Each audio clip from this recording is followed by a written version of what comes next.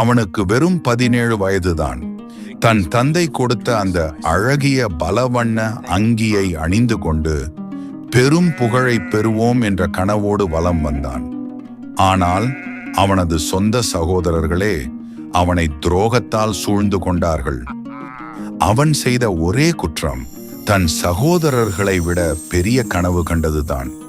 அந்த இருண்ட குழியில் அவன் விழுந்தபோது அவனது கனவுகளும் அங்கேயே முடிந்துவிடும் என்று அவர்கள் எண்ணினார்கள். ஆனால் கதை அங்கிருந்துதான் தொடங்கப் போகிறது. இதுதான் யோசேப்பின் சரித்திரம்.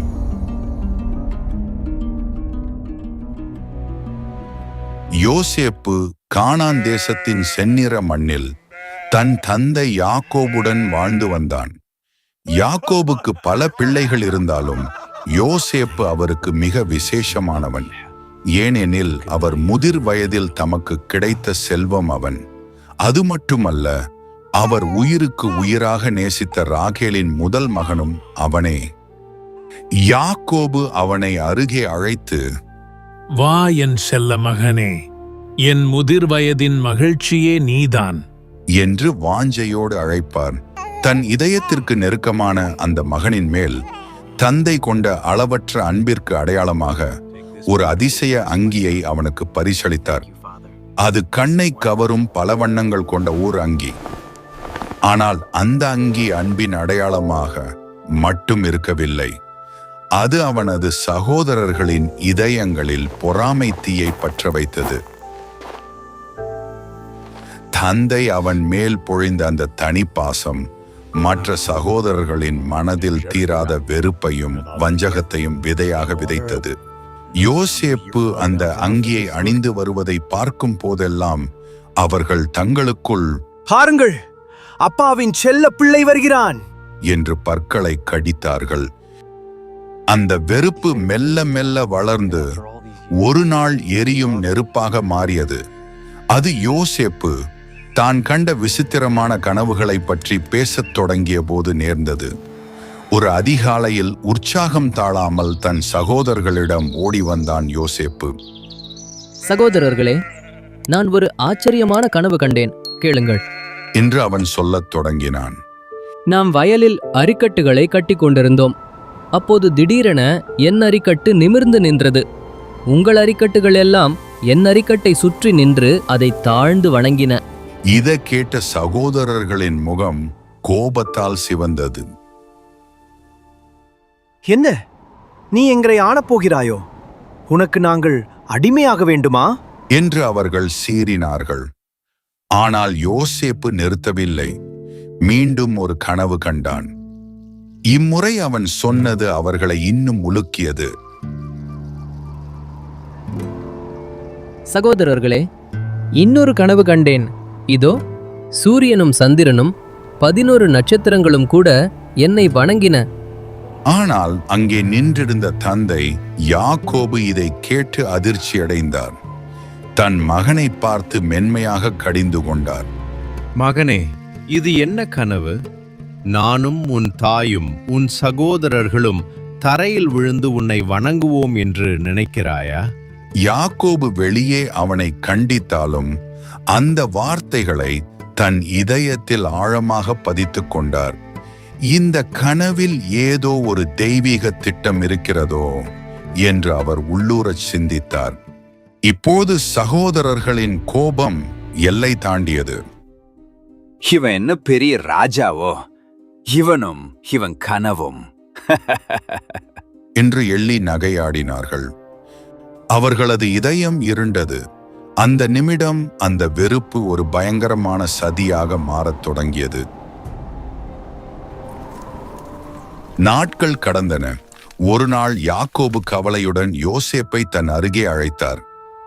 மகனே யோசேப்பே, உன் சகோதரர்கள் சீகேமுக்கு அருகே மந்தைகளை மேய்த்து கொண்டிருக்கிறார்கள். அவர்கள் நலமாக இருக்கிறார்களா என்று நீ போய் பார்த்து விட்டு வா என்று கூறி அவனை அனுப்பி வைத்தார். யோசேப்பு, இதோ போகிறேன் தந்தையே என்று கூறி புறப்பட்டான். அந்த பலவண்ண அங்கி காற்றில் அசைய அவன் உற்சாகமாக பயணித்தான்.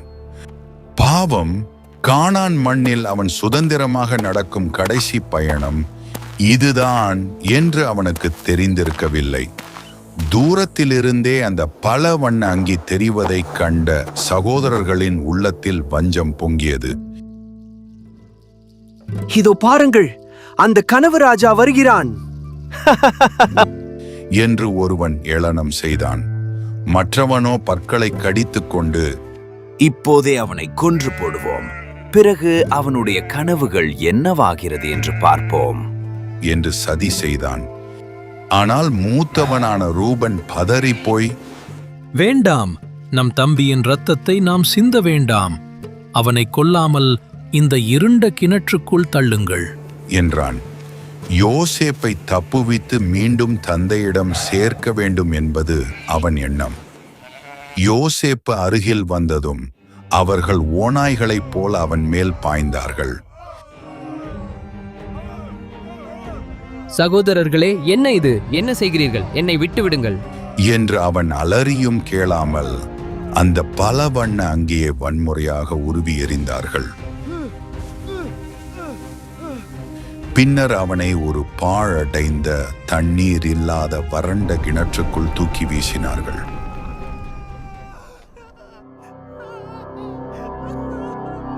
சிறிது நேரத்திற்கு பிறகு அங்கே இஸ்மவேலிய வியாபாரிகளின் ஒரு கூட்டம் கடந்து சென்றது. அதைக் கண்ட யூதா, நமது தம்பியை கொல்வதால் நமக்கு என்ன லாபம்? அவனை இவர்களிடம் விற்றுவிடுவோம் என்றான். 20 வெள்ளி காசுகளுக்கு தன் சொந்த தம்பியை ஒரு அடிமையாக விற்று தீர்த்தார்கள். விலங்கிடப்பட்ட யோசேப்பு கண்ணீருடன் இழுத்துச் செல்லப்பட்டான். பின்னர் ஒரு ஆட்டுக்குட்டியை கொன்று யோசேப்பின் அங்கியை அதன் இரத்தத்தில் நனைத்து தந்தையிடம் கொண்டு சென்றார்கள். தந்தையே, வழியில் இதை கண்டெடுத்தோம்.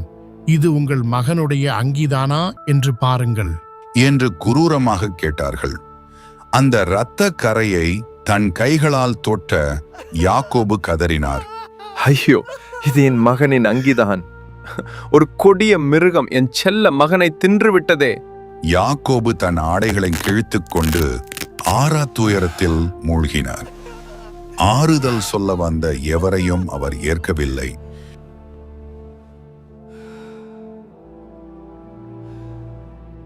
கானானின் பசுமை மறைந்து சுட்டெரிக்கும் எகிப்தின் மணல் பரப்பு தொடங்கியது. விலங்கிடப்பட்ட யோசேப்பு தகிக்கும் வெயிலில் இழுத்துச் செல்லப்பட்டான். தன் குடும்பம், ஆசை தந்தை, அந்த பல வண்ண அங்கி என அனைத்தையும் இழந்து ஒரு அந்நிய தேசத்தில் அடிமை என்ற முத்திரையுடன் நின்றான்.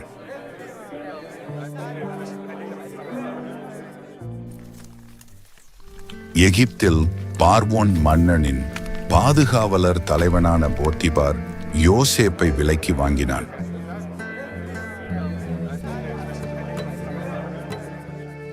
போத்திபார் அவனிடம், இளைஞனே, உன் கைகளில் ஏதோ ஒரு ஆசீர்வாதம் இருக்கிறது.